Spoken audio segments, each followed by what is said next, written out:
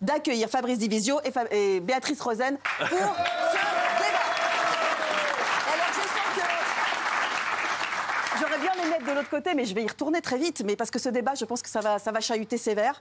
On va parler des nouveaux programmes à l'école, et notamment en primaire. Faut-il donner des cours d'éducation sexuelle dès l'école primaire? Je sais que vous êtes très chaud sur ce débat. Je propose qu'on regarde un petit magnéto, mais on s'en parle juste après. Dans sa classe de CM2, Émilie donne des cours sur la puberté, la grossesse et a installé une boîte à questions où chaque élève peut lui écrire anonymement. Ils ont souvent des questions sur eux, leur corps. Les filles, beaucoup de questions sur les règles. Et après, ils se posent aussi un peu des questions par rapport à ce qu'ils peuvent voir sur les réseaux sociaux. Alors elle salue ce nouveau programme, mais demande surtout plus de formation pour les professeurs. Le gouvernement espère la mise en place de ce nouveau programme au plus tard pour septembre 2025. Alors, on me dit que c'est pas la bonne question. C'était quoi? Vous avez eu quoi comme question à préparer? Alors, je pense que globalement, cette question faisait un peu l'unanimité. D'accord. Donc, j'ai l'impression que globalement, tout le monde était plutôt contre, peut-être éventuellement. Non, même pas. Voilà, Non, donc tout le monde était contre. Donc, du coup, il n'y avait pas vraiment de débat. Donc, c'était plus sur le côté est-ce qu'on doit être dès la maternelle ou dès l'école élémentaire, plutôt élémentaire, apprendre le consentement et le respect à nos petites têtes. Alors, Géraldine, vous avez pris la parole. Est-ce que, d'après vous, dès la maternelle et ensuite l'école élémentaire, en tout cas. École élémentaire, est-ce qu'il faut apprendre ces notions de mon corps m'appartient, du consentement, de la relation à l'autre? Ou est-ce qu'il faut aller attendre plus tard, peut-être, le collège? Moi, je trouve que... Alors, donc, du coup, je suis allée regarder. Globalement, le primaire, c'est de 6 à 11 ans. Oui. Ok, donc c'est jusque-là, l'enquête est bon, elle tient. Voilà, donc c'est ça. Et moi, je trouve qu'effectivement, parler de genre, non, mais parler de respect et de consentement, je trouve que c'est très bien. Et donc, moi, je suis pour et ça me choque pas. Parce que je pense qu'on n'est pas égaux dans les écoles avec les parents que l'on a. Et donc, parfois, il y a, par exemple, des abus, des parents incestueux et tout ça. Et je pense que l'école peut servir de lanceur d'alerte. Excusez-moi, Boulogne est devenu ingarable. Non, mais c'est ingarable, Boulogne. C'est vrai? J'étais en double fil. C'est ça, je me suis dit aussi. J'ai dû aller me regarder. En plus, vous avez des rendez-vous importants. Non, mais c'est insupportable. Je vous laisse avec... J'en appelle au maire de Boulogne, c'est ingarable. Je vous laisse avec Béatrice Rosen qui est arrivée. Merci, ça va, merci. Ça m'a fait plaisir. Ah bah tenez, je vous laisse vos fiches aussi. Non, t'emmerdes pas, prends-les, merci. Oh, il est là, qu'il est beau, sans rigoler. Regarde-moi ça. On dirait Philippe Noiret dans Les Ripoux, j'adore. Non, mais sans déconner. Ça va, mon bébé? Ça va. Tu t'es manqué? Absolument. Ô combien? Comment ça va, Béatrice? Ça va très bien, la Dream Team est là. Ah ouais, là, franchement, là, les deux, là, je peux vous dire que vous les lâchez dans un laboratoire, il n'y en a pas un qui se fait vacciner. Ah, c'est sûr. Alors, on parlait, vous avez vu les nouveaux programmes d'éducation, là, des cours d'éducation sexuelle à l'école. Non, mais qu'est-ce que c'est que ces conneries, là? Non, mais franchement, alors Gilles Verdez est d'accord. Gilles Verdez, en plus, là, Gilles Verdez, je ne sais pas si vous l'avez vu depuis le début de l'émission, je ne sais pas ce qu'il a, on dirait qu'il a mis du sport électrique, comme ça, il est tout excité. Il a attaqué Guénolé, il m'attaque, il attaque Mamie. Non, mais il va rentrer ce soir, on ne sait pas ce qui va se passer avec Fatou, calmos, hein. Alors, l'amour avant tout. Les pancartes, vous avez des pancartes? C'est pas, bien sûr, mais pas pour en faire profiter vos amis. Oui. Je ne suis pas pour les cours d'éducation sexuelle au primaire. Je suis pour qu'on initie dès le primaire à la théorie du genre, les enfants. Et ensuite... mais alors, donc Yel, là, tout ça? Oui, exactement, exactement. Le non-genré? Exactement, c'est pas parce qu'on est d'un tel genre qu'on est forcément... Voilà. Et je suis pour que dès le collège... mais vous faites une très mauvaise émission. Et que dès le collège... on puisse enseigner l'éducation sexuelle. On va mettre dans la tête d'enfant des trucs qu'ils ne doivent pas avoir dans la tête. Si, le respect de l'autre. C'est bon, calmez-vous aujourd'hui, on n'est pas chez votre mère. Merci, Béatrice Rosen. Alors, c'est pire que ça, parce que là, depuis tout à l'heure, vous dites depuis le primaire, 6 à 11 ans, c'est pire que ça. C'est à partir de 3 ans. Et donc, c'est même en maternelle. En maternelle, un enfant doit se préoccuper de la petite souris et du Père Noël. Bravo. Et pas de mots comme vulve, pénis, etc. Et c'est ce qui est prévu. C'est ce qui est prévu. Vous étiez meilleur quand vous étiez là, merci. Non, c'est bon, on n'a pas besoin, là, on s'en fout. Là. Alors, il y a quelque chose. Le programme va sortir au mois de décembre, sera accessible au mois de décembre. J'avais lu une version préliminaire, c'est le cas de le dire. Et... j'ai tenté. Et donc, en fait, ce qui est choquant, c'est que par exemple, pour l'âge des 3-4 ans, il y a une proposition d'aller dans le coin poupée, de déshabiller les poupées et de pointer les parties intimes avec les enfants en décrivant. C'est une totale effraction dans l'intimité des enfants et à 3-4 ans, je ne vois pas du tout. Je trouve ça très choquant. C'est insupportable. C'est insupportable d'entendre ça et d'entendre des gens comme Gilles Verdez qui veulent mettre dans la tête des enfants des trucs qu'ils ne doivent pas avoir. Et je pense que Raymond est tout à fait d'accord avec moi là-dessus, on est d'accord. sur beaucoup de choses d'ailleurs. Non, moi je suis d'accord, parce que je dis souvent ici, les enfants, tu les laisses le plus longtemps possible dans le monde des enfants. On devrait plutôt se pencher sur la citoyenneté, comment respecter les professeurs, comment apprendre à bien se tenir à l'école, que les parents reprennent la main sur leurs enfants, sur plein d'autres sujets, je suis d'accord, plutôt que de leur faire voir ça. Et je pense que c'est après la bascule. La bascule, elle arrive peut-être à 12, 13 ans, quand il y a les téléphones, et qu'après, ils vont se retrouver avec des dingueries dans les mains. D'accord. Voilà, c'est pas à l'école de le faire, c'est aussi aux parents de bien expliquer. Et l'école arrive après, quand il y a le téléphone. J'ai dit 12, 13, peut-être un peu avant, mais je suis pas d'accord pour que ce soit. L'école, elle n'est pas là pour faire ce qu'a dit Béatrice à 3 ans, d'aller déshabiller des poupées. Mais elle a raison. Ça, c'est souris et Noël. Ça, c'est typique. Mais comment on faisait? On peut pas arrêter avec Anne Genté. On en peut plus, on ne sait même pas qui c'est. C'est quand même. On sait même pas qui c'est Anne Genté. On sait même pas qui c'est. Il faudrait que les gens savent qui c'est. Allez dans la rue, dites qu'ils a Anne Genté, personne ne sait qui c'est. C'est la ministre qui va superviser. Je sais, mais on ne sait même pas qui c'est. C'est la ministre qui va superviser les cours qui vont être donnés. Donc, on ne sait pas qui est Anne Genté. Je peux dire aussi Juliette Bouchard. Elle a démenti cette histoire de théorie du genre. Elle a démenti tout ça. Elle a dit que c'était juste des cours de vie affective et expliqué aux enfants. Voilà. Bon, alors, vous savez quoi, Benaïm? Voilà, fin du débat, alors, si vous dites ça. Alors, dites des bêtises. Merci, Kelly. Je pense qu'on a tous bien vécu jusque-là sans tous ces... Si on fait un débat. Parce qu'on avait des parents. Je pense qu'on a bien vécu toutes ces choses-là jusqu'à maintenant. Au-delà de ça, je pense que c'est trop intime à 3 ans, une inconnue qui te parle de ça. C'est aux parents de dire on touche pas à la nénette, ça a toujours été les parents et c'est les parents à vie en fait. C'est pas à la maternelle que quelqu'un d'étranger au foyer va venir te dire des choses comme ça. Je pense que les parents ils le font très bien. Pas tous en même temps, pas tous en même temps. Les parents le peuvent, mais les parents ils sont censés vivre avec leurs enfants. Ils sont pas capables de le dire eux-mêmes. On parle de fritel et chiptel. Parfois on a de la chance parce qu'on est entouré de parents qui savent parler. À ce moment-là, il faut appeler les autorités compétentes pour leur retirer les enfants s'ils sont pas capables de leur dire la nénette on touche pas. Non mais moi je veux dire, ça c'est des trucs, c'est comme je disais avec Raymond, on ne parle pas de ça aux enfants, je suis désolé. Les enfants ils sont pas là. Voilà. Mais excusez tout le temps les parents. C'est délirant de vouloir baisser l'âge de l'innocence. Exactement, il faut laisser les enfants innocents le plus longtemps possible et pas essayer de rabaisser l'âge. Il ne faut pas essayer de leur donner des solutions à des problèmes qui se posent pas. Bien sûr, bravo. À quoi ça sert de leur parler de choses, ils ne posent même pas la question. Tu veux prendre les devants. Je trouve ça ridicule, laissons-les vivre leur vie tranquillement. Ils peuvent être confrontés à des prédateurs. Voilà, alors l'argument, c'est exactement l'argument de Valérie, c'est il y a énormément d'agressions sexuelles sur des enfants, il y a des pédocriminels, etc. Sauf que c'est pas un enfant de 3 ans, quel que soit son degré d'information, qui va se défendre. C'est aux adultes de protéger les enfants. Bravo, Béatrice. C'est à la politique pénale qui est totalement laxiste sur le sujet d'être renforcée. Bravo, Béatrice. C'est un scandale quand on voit un juge à Dijon qui a pris du sursis et qui a été remis dans son foyer avec sa fille qu'il essayait de prostituer. On voit que la politique pénale ne tient pas la route et je ne comprends pas que le gouvernement axe tout, mise tout sur mettre la charge de la défense sur les enfants. Plutôt que sur je suis d'accord avec toi, effectivement. Il y a une politique pénale qu'il faut renforcer, etc. Mais je pense qu'il faut aussi donner des armes aux enfants. Enfin voilà, moi je pense qu'il faut les enfants, c'est pas des armes. C'est pas des armes qu'on leur donne, c'est des mauvaises idées dans la tête, Raymond. C'est des armes, elle a tout dit, c'est des armes aux adultes qu'il faut donner.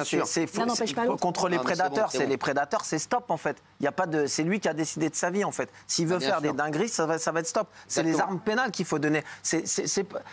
On tourne en rond à vouloir faire des trucs à rentrer dans la vie des enfants. Un enfant de 3-4 ans, laisse-le tranquille, laisse-le étudier, laisse-le apprendre, apprends-lui la vie, apprends-lui à grandir, apprends-lui à se défendre. Et après, s'il y a des trucs, si on fait ça pour les prédateurs, après on rentre dans la politique. Elle vous a parlé d'un gars là, qui voulait prostituer sa fille sur Internet, il appelait des hommes, elle avait 13 ans. Il a été devant un tribunal, le mec. Qu'est-ce qu'on lui a fait? On lui a dit, allez, rentre chez toi. Mais fais attention avec ça, là, tu t'es fait pincer, là. Allez, rentre chez toi, va faire à manger. Ça, c'est inadmissible. Lui, il doit être au placard.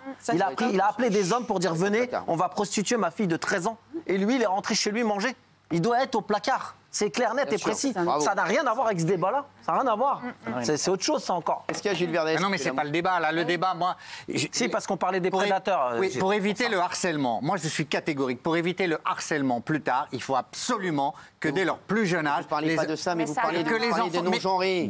Eh bien, exact, c'est ce que j'allais vous dire. Vous parlez des non-genrés. Ben oui. Gilles Verdez, mais c'est pas le débat. Toi, t'es pour quand, en maternelle, on dise à un garçon, t'es sûr que tu veux rester garçon? T'as pas envie parfois d'être... Oui. En maternelle, Gilles Verdez. Non, mais surtout que, pardon, mais les non-genrés, on n'a rien contre eux. Ils sont acceptés dans la société, il n'y a aucun souci. Mais ça reste quand même une minorité, si je peux me permettre. Donc c'est-à-dire que tu veux tout débousseler pour une minorité. C'est pas logique. Mais non, la tolérance, ils la prendront plus tard. Il n'y a aucun souci avec ça. Moi, je trouve... Moi, si je peux me permettre... S'il vous plaît, merci. Si je peux me permettre, Gilles Verdez, moi, je trouve ça complètement fou d'aller demander à un enfant de 3 ans s'il est sûr de vouloir rester un garçon ou une fille. Oui, mais là, je suis d'accord. Je suis désolé. Donc, Gilles Verdez... C'est pas ce que j'ai dit. J'ai dit de sensibiliser à la notion de genre. C'est ce que vous avez dit. Mais non. Dites que des bêtises. Mais non, j'ai pas dit ça. Oui, Béatrice. En fait, on comprend bien par l'argument de Gilles ou l'argument des prédateurs sexuels que finalement... Excusez-moi, vous n'allez pas me mêler aux prédateurs sexuels. Non. L'argument sur les prédateurs. Mais évidemment... Je ne sais pas ce qu'il a aujourd'hui. Ah non, mais... Je dis juste qu'on voit bien que ces cours vont être un alibi pour être un cheval de Troie pour des visées idéologiques. Et donc, c'est ça le problème. Et c'est ça qui inquiète les parents. On n'a pas envie que des enfants, des petits-enfants soient instrumentalisés et qu'on projette sur eux des problématiques d'adultes. On veut que les enfants soient des enfants. Occupe-toi de lui, s'il te plaît, Fabrice. Allez, vas-y, je sors Fabrice. Fabrice, vas-y. Franchement, non, occupe-toi de cette énergumène, s'il te plaît. Qu'est-ce que t'as fait là? Qu'est-ce que t'as fait? C'est la bouteille écolo. J'ai rien fait, moi. C'est rien, c'est pas toi, t'es pas touché. Vas-y, mon bébé, je t'ai pas touché, vas-y. Il y a un élément que vous oubliez, Gilles. Enfin, vous l'oubliez pas parce que vous l'avez évoqué, mais à l'envers. Vos enfants ont vocation à devenir des adultes, des jeunes puis des adultes. Et si vous voulez que vos enfants deviennent des jeunes et des adultes équilibrés, c'est pas l'éducation sexuelle qu'il faut leur donner. Bravo, Fabrice. Il faut leur apprendre à aimer. Exactement. Il faut leur apprendre à aimer. C'est-à-dire, effectivement, apprendre à donner de soi avant de se donner. Vous savez, cette formule de Sainte Thérèse qui disait « aimer, c'est tout donner et se donner soi-même ». Avant d'apprendre à se donner, il faut apprendre à donner de soi. Qu'on enseigne à nos enfants cet amour oblatif, cet amour qui vient véritablement se donner. Leur apprendre à prendre possession d'eux-mêmes et finalement apprendre à se donner. C'est pas en l'éducation sexuelle que vous allez arriver à ça. Bien sûr. Il faut absolument élever nos enfants dans une éducation à l'affect. Mais ce que je ne comprends pas, c'est cette société d'obsédés sexuels qui raccroche tout le temps l'affectif au sexuel. Pourquoi on dit toujours éducation affective et sexuelle? Ayez une éducation affective qui soit bien construite, avec des hommes et des femmes bien construits, avec des hommes et des femmes bien dans leur peau, avec des hommes et des femmes qui sont bien avec toute leur affection, tout leur cœur et toute leur âme. Et derrière, vous aurez des adultes épanouis sexuellement. Mais arrêtez de vouloir, dès la maternelle ou même dès le plus jeune âge, effectivement, décrocher l'affectif du sexuel. Ayez des enfants éduqués à l'affect et vous aurez des enfants à la sexualité, des adultes à la sexualité épanouie. D'ailleurs, le cours s'appelle cours de vie affective, et pas d'éducation sexuelle. Fabrice Divido, quand vous entendez Gilles Verdez qui parle qu'il faut sensibiliser les enfants au plus jeune âge, dès le plus jeune âge, à Yel, donc au non-genré, qu'est-ce que vous lui dites? Rien. Rien, pourquoi? Parce que ça ne mérite pas de réponse. Je suis un peu d'accord avec vous. Ça ne mérite pas de réponse, pourquoi? Parce que Gilles, vous savez très bien que c'est de la provoque, en fait, que vous faites. C'est de la provocation. Vous savez, mais c'est de la provoque.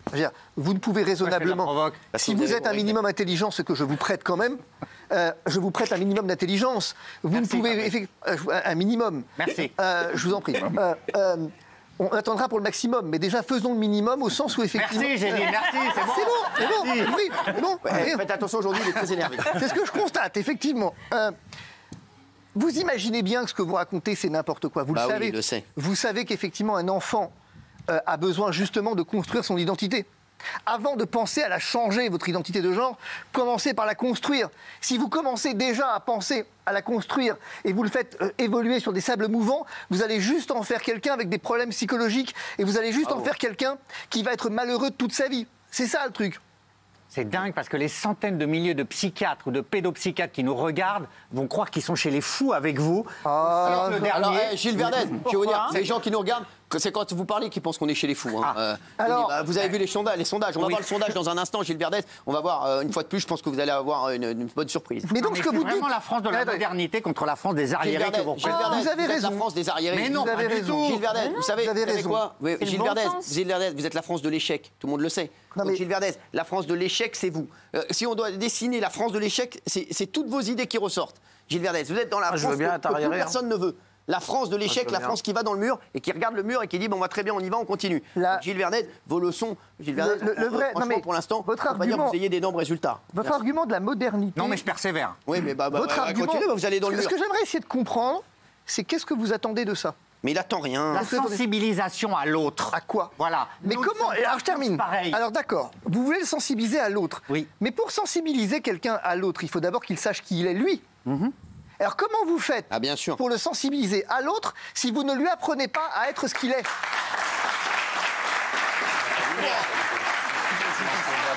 Il a pas plein de gueule.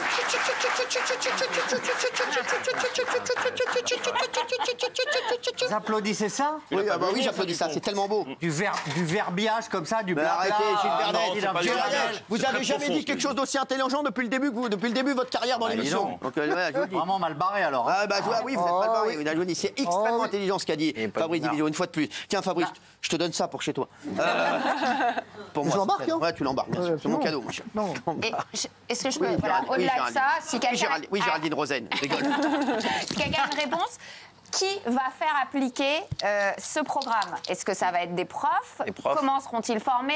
Est-ce que ça va être des associations? Quelles associations? Vous comprenez bien qu'il faut comprendre qui va s'occuper des petits-enfants pour leur dire tout ça et qu'est-ce qu'ils ont comme idéologie et avec qui le programme a été construit. Parce que pour l'instant, c'est très flou.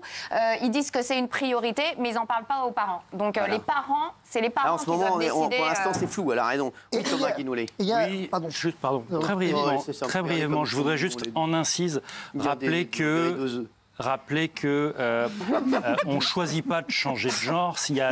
Il va arriver quelque chose qui s'appelle la dysphorie de genre, que c'est une source de souffrance pour des adultes, pour des adolescents, pour des enfants. Ça existe aussi à l'enfance. Et donc, je ne dis pas nécessairement qu'il faut un programme de sensibilisation massive. Je ne me sens pas suffisamment compétent et informé pour avoir un avis sur ce point précis. En revanche, je voudrais simplement rappeler aux gens qui nous regardent et aux gens autour de ce plateau qu'en fait la dysphorie de genre c'est quelque chose qui existe et qui est une source de souffrance. Et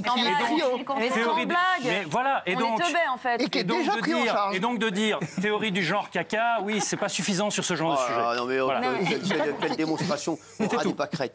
Merci. Oui, vous avez raison, c'est tout, c'est déjà pas mal.